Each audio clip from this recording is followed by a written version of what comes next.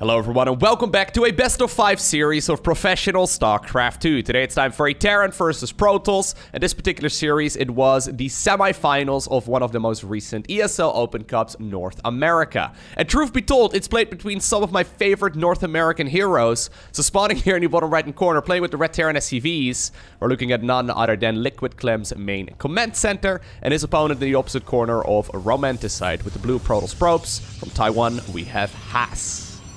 No, so when it comes to the ESL Open Cups, I'm pretty sure the only thing it dictates is the server that the games are going to be played on. Although, I'm going to make the assumption, right? So, obviously, if it's like someone from the North American region going up against Europe, it makes sense that they get to play on their home server. But I'm assuming if it's two Europeans, I don't know what the rules say, but I'm assuming they can at the very least play as well on, I don't know, on the EU server? Like, why would they play on NA? If they both agree on it, they probably can. Either way, I think this should be an interesting series. It's gonna be a best of 5, but honestly, I don't really think that this is gonna go to game number 5. Because in my mind, right, so I have no idea if this video is even gonna make it to the YouTube channel, but in my mind, this is a bit of a mismatch. Not only as far as playstyles go, but also, I don't want to be rude, but also as far as skill level goes. So when we discuss... By the way, there's no second pylon inside of the main base here. Is he gonna plant it? I mean, it would be a little bit early for that anyway, but is he gonna plant it right here on the other side? I think he is, yeah. That's the only reason why we would be sending that probe in that direction. Alright, we've already got ourselves the beginning of what is probably gonna be a proxy Stargate. So, when it comes to discussing, like, the best Terran player in the world, right? I think that title probably goes to Maru right now, but at the very least, Clem's name comes up. So Clem is one of the very best players in the world. He plays about as stock standard of a playstyle as you can, so generally speaking, there's the proxy Stargate, by the way. Generally speaking, Clem doesn't really cheese, although he's definitely not afraid to mix it in every once in a while. He's just very good at, like, playing better than you, right? That's kind of what he does. Has, on the other hand, I mean, he's a guy that can, like, win against everyone. But the question is he going to be able to win against, like... Is he going to win against someone like Clem consistently? I would be terrified to go up against Has personally, because the man is definitely very good at playing very, very cheesy games. So, Zealot going across, Adept going across, Stargate is finishing up, and at this point, the first Marines are out, and they will be able to apparently just barely hit that shield battery over there. Zealot on the high ground, though, is going to try and prevent that, and at the very least distract those Marines for a little while. A couple of SCVs, though, are going to be used here to auto-repair this instead. Void Ray will be coming up pretty quickly, but I actually really like this commitment here by the Terran player. Yeah, if it's mispositioned, you can reach it just barely. You should definitely try to pick it off. Alrighty, so what exactly is Has trying to do here? Well, he's going for the build that we've... Did he just hit a supply block? Okay, he just killed one of his own workers. He just killed one of his own workers there to get another Void Ray out. So what Has is trying to do here is he's trying to, like, go for, you know, a shield battery over here. I mean, so far the Void Ray apparently is allowed to live. Hello. Okay. Yeah, he's trying to, like, basically back off to the safety of the shield batteries whenever this thing starts taking hull damage. And then obviously he can deal a tremendous amount of hurt to the Terran player just like that. He's going for the supply block move so far. In the meantime, though, Terran has tacked up. The Romanticide does give you a pretty large main base. So these two structures are going to be quite far out. Cyclone actually, ooh, connects right there. And I think that's a kill on the very first Void Ray. Nicely done right there by our Frenchman. He's got to be very careful here. Don't want to overextend. You don't want to run too far away. Because Has, I mean, he's not going to give up on this too easily. Love this. Engineering bay block instead of the natural expansion of the Protoss. So what oftentimes happens as a follow-up, right, is that Protosses will not just sit around on this. They will actually expand behind it while, like, containing the opponent. Okay, Cyclone gets picked off as well. That's really good here for Has. Loses another one of those Void Rays. Oh, you don't want to lose Void Rays, man. Losing 2 of them at this point in the game is really, really painful. So... eventually, usually what happens, if Terran holds this, they'll reach like a critical mass. Be it like with Cyclones, be it with Vikings, or with, like, you know, a combination of the 2 of them. The problem is that at some point, right, you can just simply not out-heal this with those shield batteries. And obviously, if you want to go into the main base, you have to go quite deep. We usually do see the upgrade as well for the Cyclones inside of the tech lab. So apparently so far, Clem is opting to not, you know, add that on just yet. He can use one of the other shield batteries to try and heal this weakened shield battery back up to full, but I think he's letting go of it. Yeah, he's gonna let go of it for now. Another pylon over there in the back.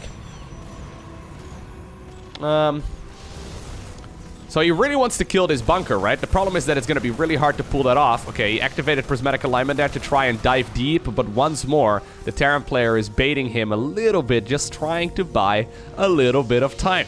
And time really is the key limiting factor right here. Oh. Dude, yeah. So apparently you can run up the ramp here with a Cyclone and still be in range if you have vision of it with the lock-on ability. That is insane.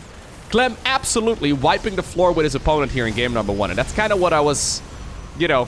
I mean, he's not out of the water yet, but this is really nice. Yeah, Medevac is out right now too. And this is where the game gets super hard for Protoss. Sure, he's gonna have a bit of an easier time trying to attack the Terran's main base, but he's gonna have very little at home. So there's one SCV over here that's been, you know, building obviously that engineering bay on the other side of the map. He accidentally did let that one finish, probably wanted to cancel that at like 99% production, so he could still get some of the resources back later on into the game. This is good. This is good. The problem is, what exactly is Protoss gonna do once those Marines show up? He could obviously recall the units, but then, I mean, he loses everything right here on the low ground. So if he decides to recall some units, he's gonna be in a lot of trouble. Okay, well, there's the recall. One Void Ray gets recalled. Is that enough? Shield battery is not done yet. He can just target fire down the shield battery here. Okay, that one will get... Ooh. Okay, yeah, this is already a ton of damage, though. Yeah, you know what? That was actually pretty well cleaned up. So, it's not cleaned up yet. It is not cleaned up yet. It was relatively well cleaned up. Only a handful of workers going down so far. While this is going on, though, Clem is still happily building more stuff. Popping out the Vikings, popping out whatever he can, one at a time. Going for the command center as well as a follow-up right now, so he's already thinking about grabbing the expansion, knowing very well that his opponent is not going to have an easy time expanding here whatsoever. The fight continues at home as well here for the Terran player. One follow-up I would like to see as well is whenever Protoss is going to Tempest from here. Look at the SCV, by the way, going to work. The hero of the Terran Dominion.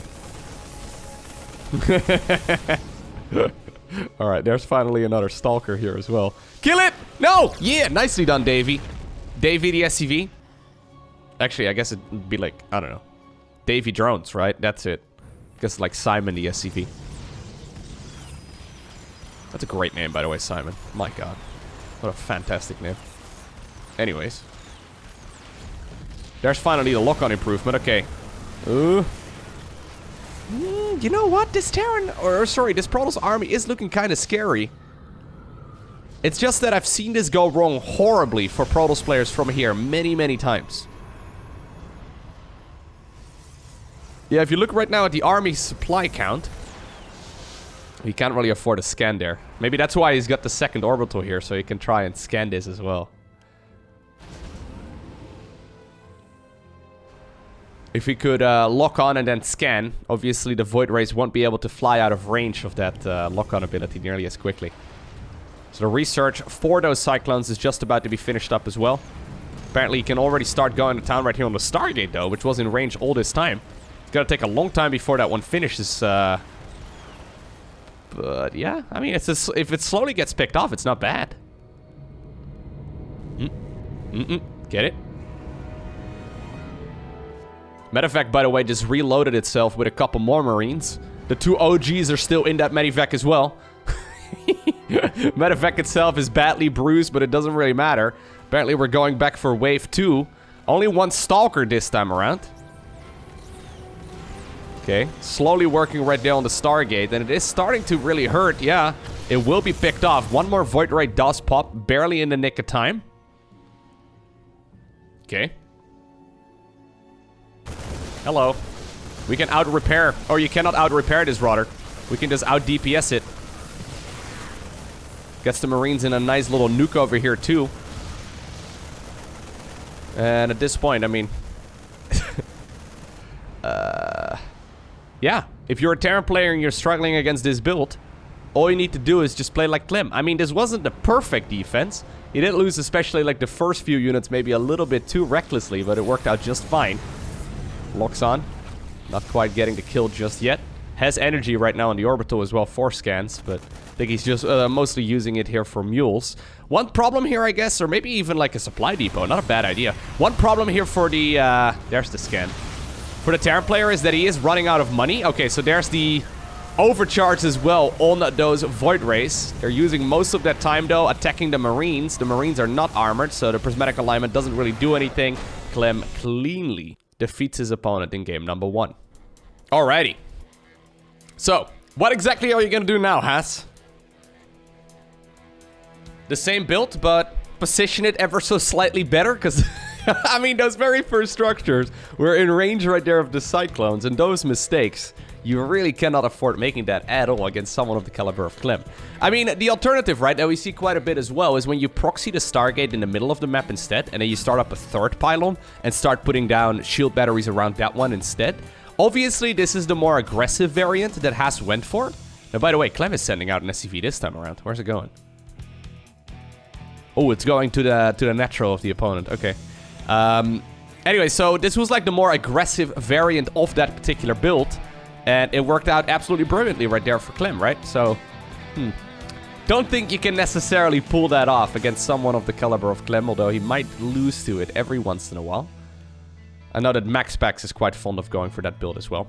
Either way, just a good old gateway inside of the main base for now. What are we going to do over here? Okay, we're going to go for an engineering bay block. So, this is something that Clem did in the previous game too. I actually kind of like this. So, he doesn't even scout though. It would be very ballsy to do this against someone who's like, I don't know, putting a proxy gateway on the other side of the map. Okay, he builds it a little bit. And now he checks the main base. Sees that it's only a single gas, sees the timing right there of the Cyber Core, so he knows that everything is A-okay. This is an expansion build from Protoss. So this is a build where you plan on taking the Nexus relatively quickly, usually at 20 supply. Has instead starts up another pylon, another probe, as well as a Zealot. Hits a supply block right now too, because, I mean, he couldn't really start up that pylon until he realized exactly what was going on.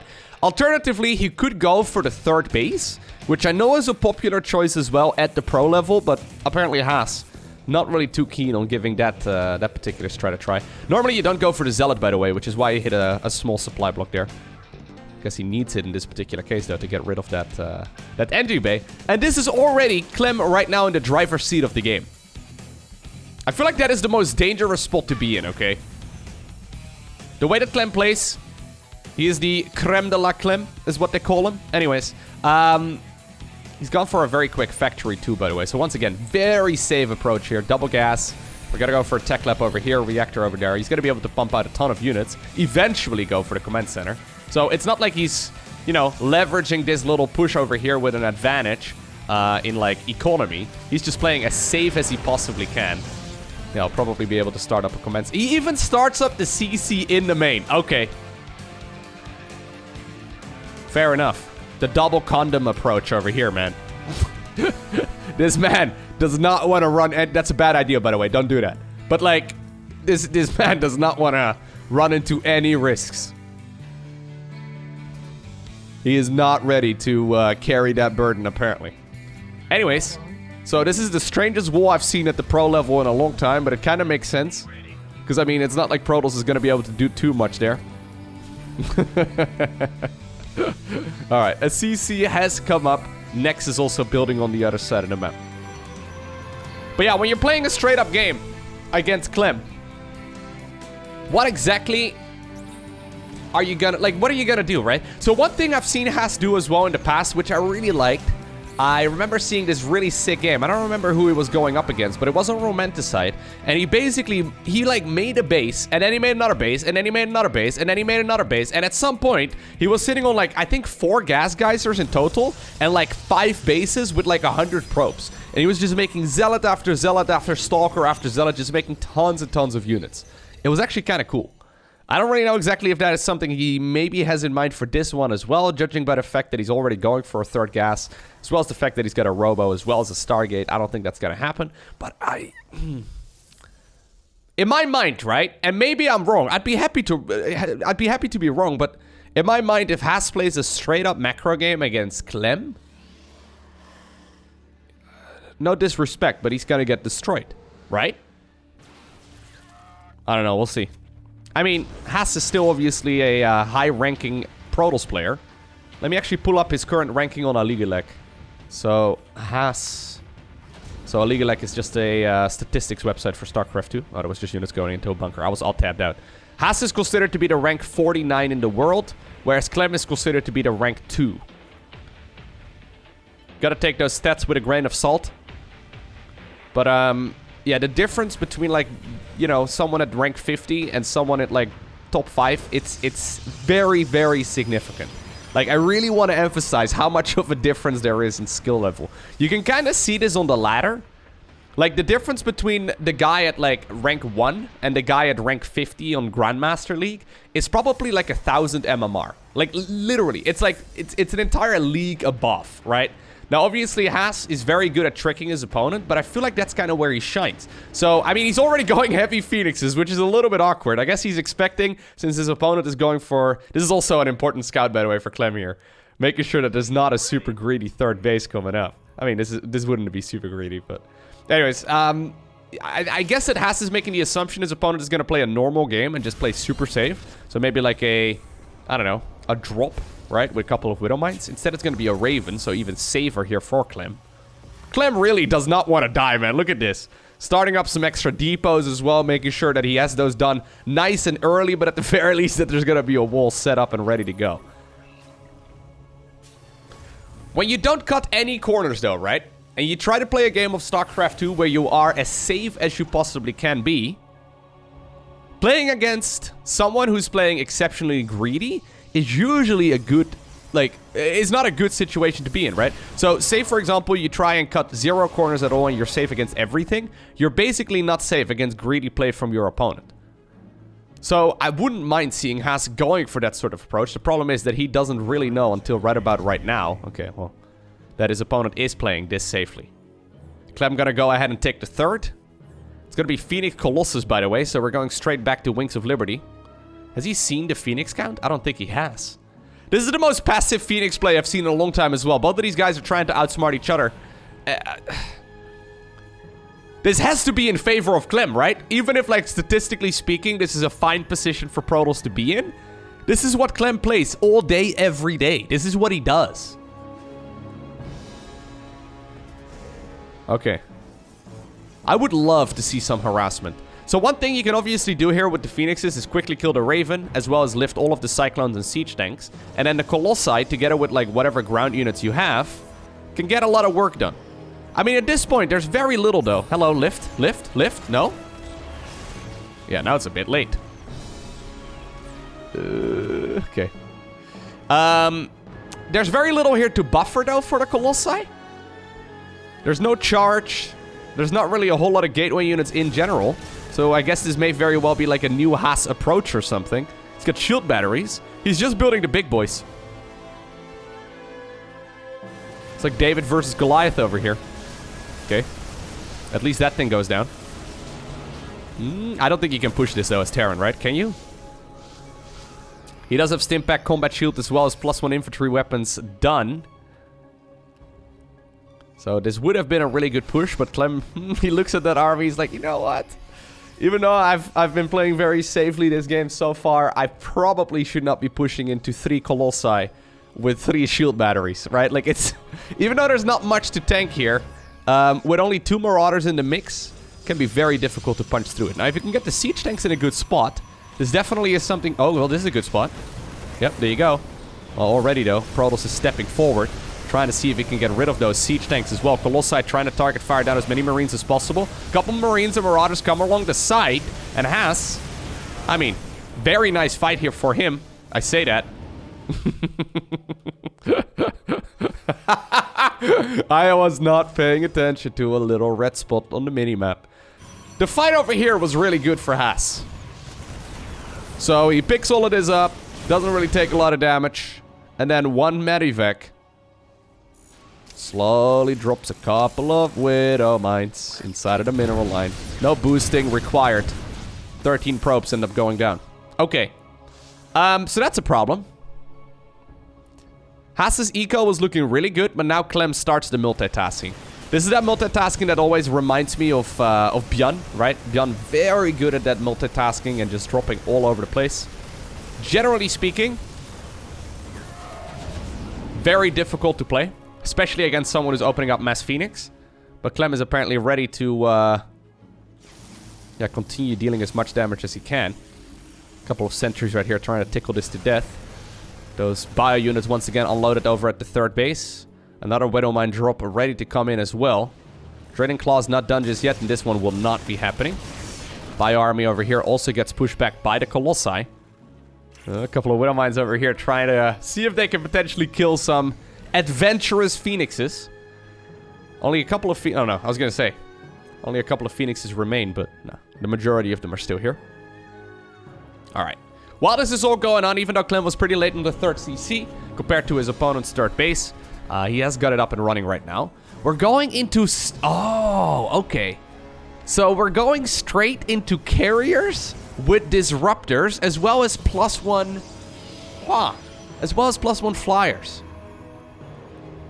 I like what Has does, though, in his playstyle, right? So he plays either super cheesy, either super greedy, or apparently super tech-heavy. Like, basically, there's like weird, or like a couple of different advantages you can get in StarCraft 2, and he is playing at the extreme end of things all of the time. There's no nuance in this man, dude. Like, I'm pretty sure he either takes a shower that's absolutely boiling hot, or freezing cold. He just has, like, 2 settings on his tab, you know? Like, he just goes balls to the wall or nothing. Yeah, I can respect it. I definitely can. I just don't know if it's the best approach. I don't think it is. But I can respect it. I mean, if he gets there, if he gets to a maxed out state... Here's a Widow Mine drop once again, by the way. If he gets to a maxed out state, it's gonna be exceptionally difficult for the Terran player to kill it. Yeah, so Clem realizes as well what's going on. Decides to go for a 4th right now. There's a Mama ship coming. It's gonna be, like, it's gonna be Colossus, Disruptor, Carrier, Mothership. So there's, like, how many gateways are we on? 1 gateway! This is what I mean! We're on 1 gateway! Widow Mine drop, by the way. We're on 1 gateway. I want to emphasize how weird that is. Phoenix is now finally getting in some counter damage, too. Viking production has started. And honestly, he's gonna need some Vikings. I think Vikings may very well be the best tool for the job here. Alrighty. There it is. Oh my god. There's +2 already coming up too, by the way. So that is gonna make these things so powerful. There's Mama's ship. There she is, dude. A literal floating city. If this thing was lore accurate as far as the sizing goes in multiplayer, it would cover the entire map. I guess it would also fly much higher than this because, you know, kind of dangerous. So one way to decloak this, I guess, is with EMP, but he's going for Ghosts, probably anticipating his opponent to go for High Templar or something. Do you think Has got the memo and knows that his opponent is playing Terran? So he did stim right there. He probably saw the cloak, right? So he must know at this point that it's going to be a mothership already. Yeah, Viking production instantly starts up, 4 at a time. All of these units kind of died to... Like, the Colossus dies to Vikings, the Carriers died to Vikings, the Phoenixes died to Vikings, the Mama ship dies to Vikings. I don't think Vikings are a bad idea, is what I'm trying to get at. I wouldn't even mind seeing Viking upgrades. There's the 3rd starport. Okay. So, Clem also agrees. This is a... I don't think you can push that, can you? He's maxed out, so he can try, but... The Disruptors here are super dangerous. Trying to go in from multiple angles once again. There's so much static defense. Yeah, he is a man of extremes. It's so sick. Alright, so there's that bio army coming in from the left. This one, yeah, not really working out so hot. Or not really defended so hot, rather. Ooh, even gets the Disruptor there. Oh no, a carrier? Really? No! Are you kidding me? Do you get 2 carriers? No!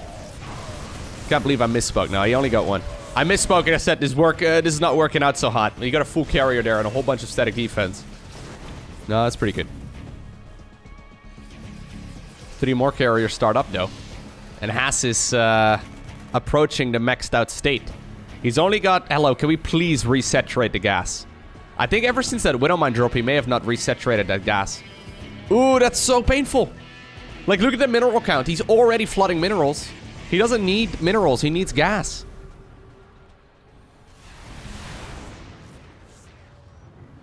Okay, how many Vikings are we on? 19.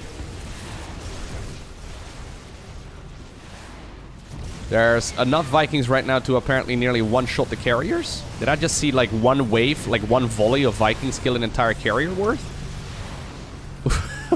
On the mothership. Okay, battery overcharged that to try and keep it alive. There's no Storm or anything, right? I think you gotta go with Storm against Terran rather than Disruptors, don't you? Oh my god. Yeah, these Vikings are having an absolute field day. Killing carriers, killing Colossi, killing motherships. They're just going back and forth. As long as you dodge the balls, I guess everything else is fine.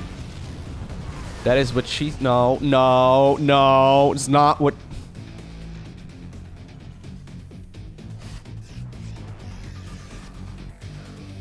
Another command center starting up on the left side of the map. Clem up to 80 workers right now. Honestly, this may be a situation where the Terran goes up to 100 workers to try and kill this.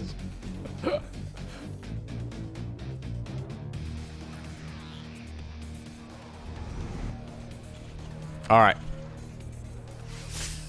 I love what Has does, man. Has is absolutely one of my favorite players to watch. It's probably because of the extremes. Extremely cheesy, extremely macro, extremely tech-oriented. I guess the only one that we then have to see is, like, extremely upgrade-focused. So, like, maybe, like, double Forge after 2 gateways or something and just start chrono boosting those things out. Hit 3-3 before your opponent finishes 1-1. Like that. That would be the other extreme that I would like to see, man. He's probably trying it out. Actually, he's definitely tried that. So for now, we're at 1 gateway still. There's no charge. There's nothing. He's going Phoenixes right now. He's just... I don't really see this working. So there's the Anion Pulse Crystals coming up as well, which is the Phoenix ranged upgrade. I guess that is Has's solution to the Vikings? I think Storm is a better solution. Like, I think you want to trade out the Disruptors for Storm, don't you? Or, like, both. It's hard to control, but both. EMP here is also really nice, by the way, for Clem. Yeah, that EMP is huge. So he's starting up a... This is so weird. It's like a Zerg player is building up Spore Crawlers in a random location on the map, trying to keep everything alive. It's so funny.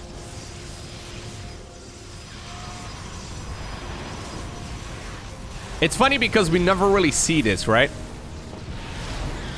Because in a way, this reminds me a lot of Zerg versus Protoss, where like we have one guy sitting back and doing absolutely nothing for the majority of the game. It bothers me to no end when I play Zerg, don't get me wrong, but...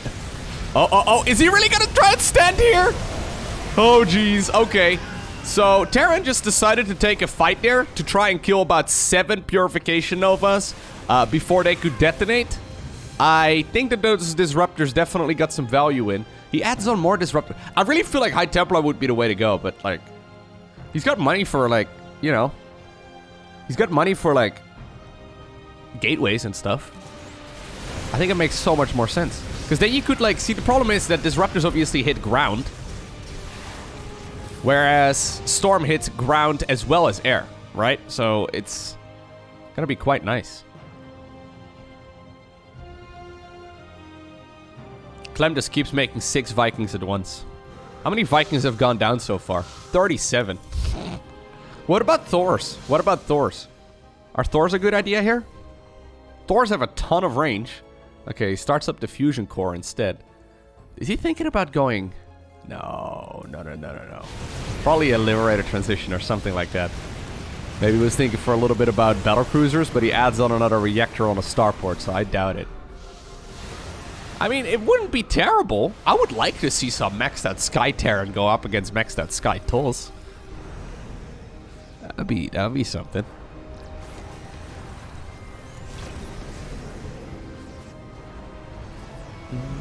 I think he's just getting himself whatever he can right now because he's got a bunch of money. He's not rich, though. Like, he's only at 150 minerals right now. Oh my god. Yeah, the Phoenixes at the front, they do tank a lot of the damage. They prevent this stutter stepping, right? It's actually kind of scary. Okay. Those random missile turrets getting quite a lot of work done as well. This Terran army is really not looking that scary. So there's the Marines and the Marauders trying to get, like... I guess this is like the Zergling run-by equivalent, right? A couple of Lings and Banes trying to get into a base. Yeah, it goes about as well as in my games against Protoss. There's indeed a couple of Liberators now coming up as well. Okay.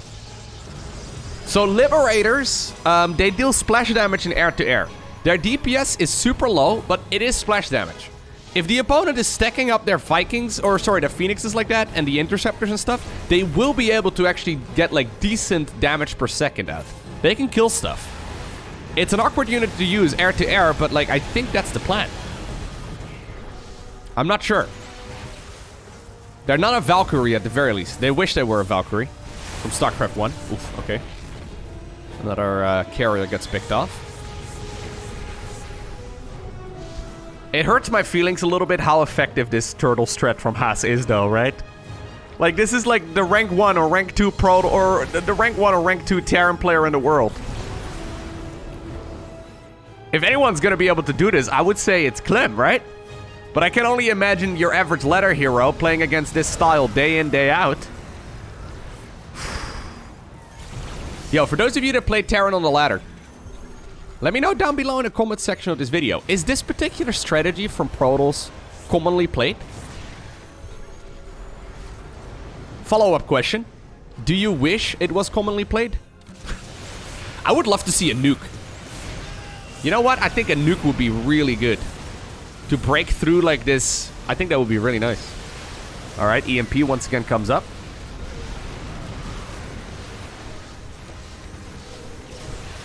Tempests, by the way, also are being built. So Tempests are going to be here to like pick off those Liberators from a distance, but also, I guess, the missile turrets and stuff. I think you don't want to fight on the missile turrets. Yeah, the missile turrets are getting a lot of work done. What a crazy game.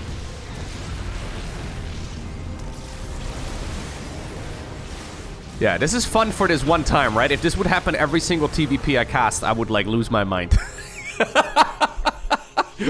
Because we're 20 minutes into the game and Has hasn't gone across, or he hasn't gone across the map. Okay, Clem is taking basically as much as he can. Bottom right, though, was acquired by the Protoss.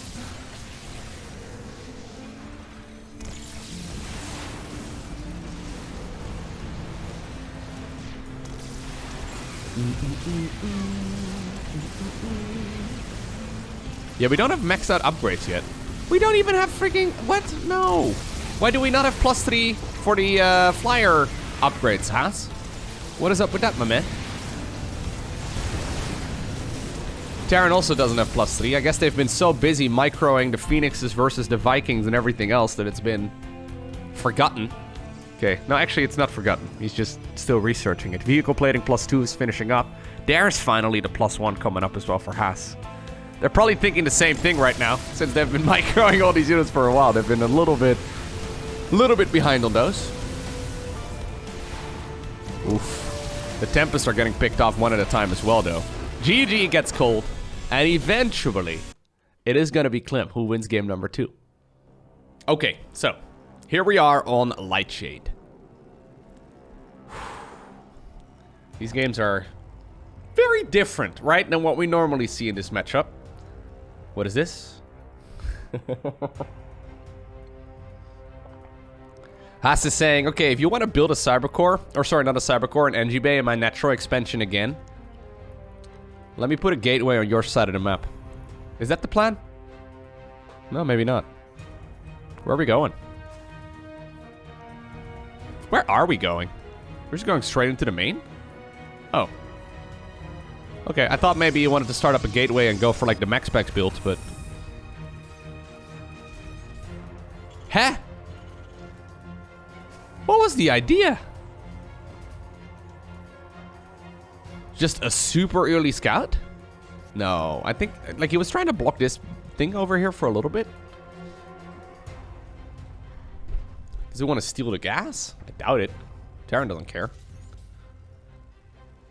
I think Has just really maybe a little flabbergasted after game 2. I'm not 100% sure what the intention of this probe was. Normally when you see a probe moving right away, at least, you know, when you see Has doing it, he's planning on like building, I don't know, a pylon and then a gateway over here, and then you like rally into Zealot, and then the opponent has to cancel the net. Anyways, speaking of canceling nets, Mr. Clement, building that engineering bay inside of his opponent's natural expansion once again. There's the cyber core coming up. There's the probe. There's the supply block.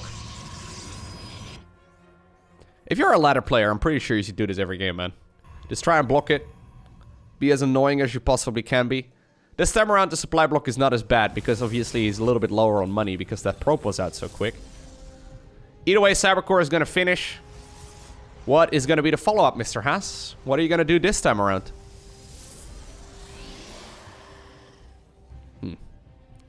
Starts up both the warp gate research as well as the stalker.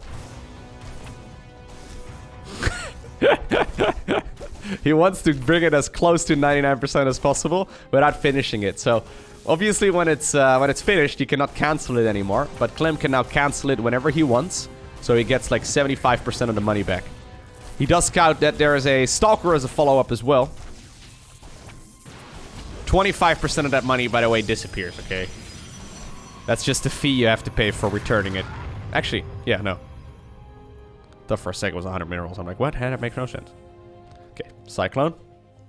Robo facility and 2 gateways. That's crazy. That's 2 more gateways that we didn't see last game. What about, right? Has, listen. What about Blink Stalkers? And I know what you're thinking. 8 gateway, 2 base? No, no, no. What about, like, 3 or 4 gateways, 2 base, into a 3rd? A bit of a nuanced approach, you know? Like, we don't have to go completely, you know...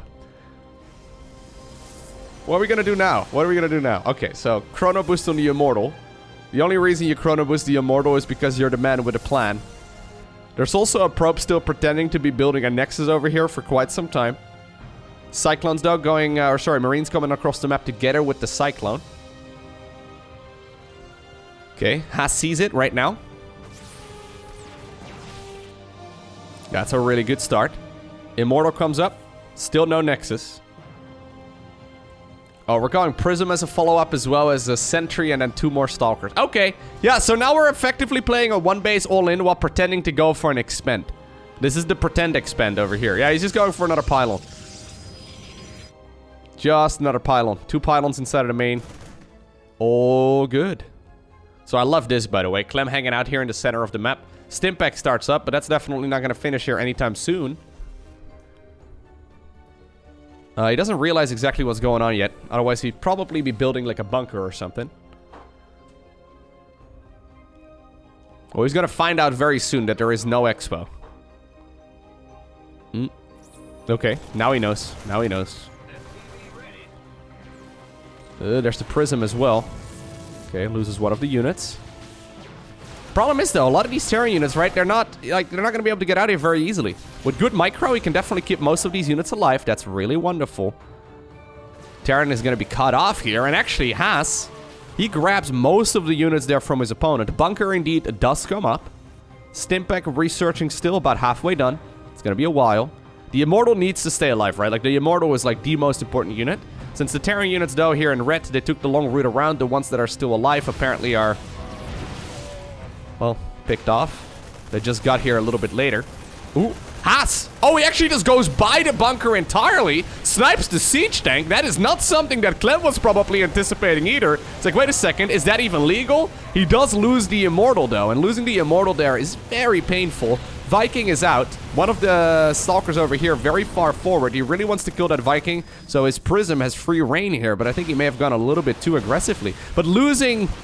okay, there's the Viking going down. Losing that Immortal was not great. That being said, Clem doesn't have that much stuff. I mean, Clem has very, very little. He's losing a ton of SCVs right now. There's another siege tank, okay? A couple of Marines from the low ground as well with Stimpack now, too, if they want to use it. Okay, there's the stim pack. There's the siege tank. Oh my god, that siege tank with the first shell.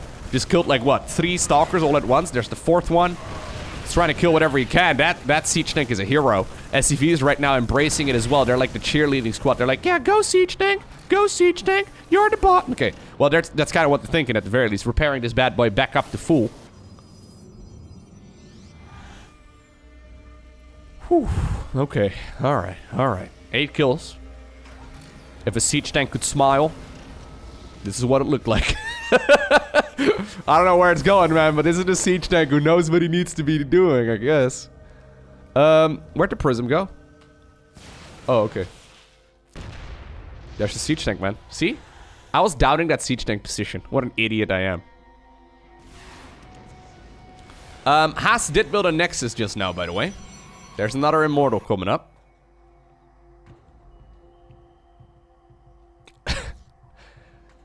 He's got way more workers than his opponent, so he could sit back and, like, just sit here and, like, build the advantage. But something's telling me he's not gonna do that. Like, okay, he's going home, yes. No, he was just going back to pick up the Immortal. Well, I mean, the something that was telling me that he wasn't planning on doing that was the fact that the Immortal was running across the map. I think just going back and playing macro from here is... I guess that's not extreme enough, right? He's a man of extremes. Oh, is he gonna commit? He is gonna commit right there. Sentries do, or sorry, Adepts right there do shit on top of it, but 2 siege tanks over here. The OG siege tank in the back still getting some damage done. The 2 tanks working together, and Clem says, thank you, as he wins the game.